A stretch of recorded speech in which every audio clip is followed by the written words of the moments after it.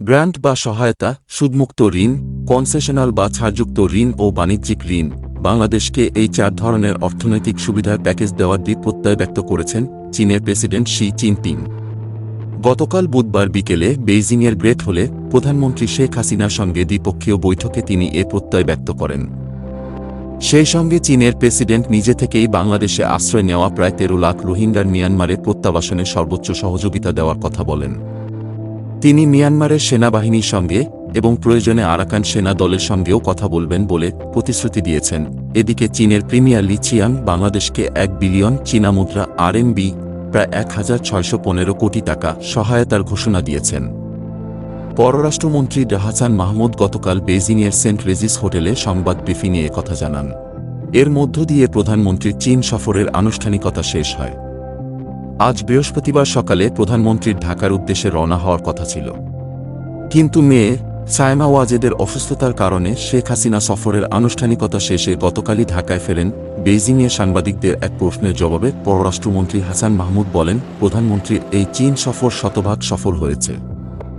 চীনের প্রেসিডেন্ট বৈঠকে শেখ হাসিনার নেতৃত্বে বাংলাদেশে উন্নয়নকে অভূতপূর্ব বর্ণনা করেন এবং চীনা সহায়তা অব্যাহত থাকবে বলে জানান।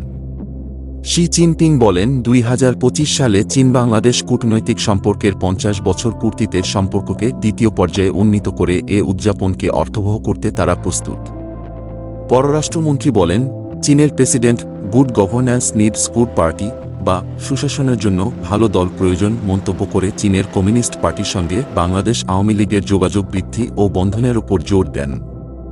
শি জিনপিং বিভিন্ন ট্রেডে প্রশিক্ষণ, কারিগরি, কৃষি ও উৎপাদন খাতে সহায়তা এবং ছাত্রবৃত্তি বৃদ্ধির আশ্বাস দেন। প্রধানমন্ত্রী শেখ হাসিনা চট্টগ্রামের আনোয়ারায় চীনের জন্য একক বরাদ্দ 800 একর জমিসহ বিশেষ অর্থনৈতিক অঞ্চল ও আইটি ভিলেজগুলোতে বিনিয়োগ বৃদ্ধি এবং বাংলাদেশ থেকে পাট ও চামড়াজাত পণ্য, ফার্মাসিউটিক্যালস, সিরামিক, আম, অন্যান্য ফলসহ পণ্য আমদানি বৃদ্ধির মাধ্যমে বাণিজ্য ঘাটতি কমিয়ে আনার আহ্বান জানালে চীনের প্রেসিডেন্ট ইতিবাচক সাড়া দেন।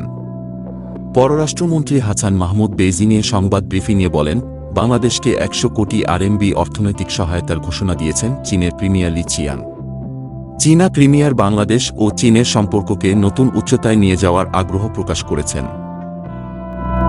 হাসান মাহমুদ বলেন, বাংলাদেশ যেহেতু 2026 সালে স্বল্পোন্নত দেশ থেকে উন্নয়নশীল দেশে উন্নীত হতে যাচ্ছে, সেক্ষেত্রে বাংলাদেশ এখন যেসব সুবিধা পাচ্ছে সেগুলো যাতে 2032 অন্তত 2029 সাল পর্যন্ত অব্যাহত থাকে, সেক্ষেত্রে চীনের সহায়তা কামনা করেছেন।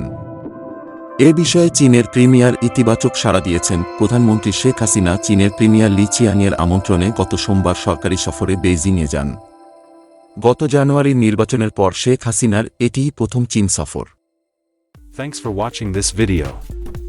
If you subscribe to my channels, like this video, comment and share what you think about it.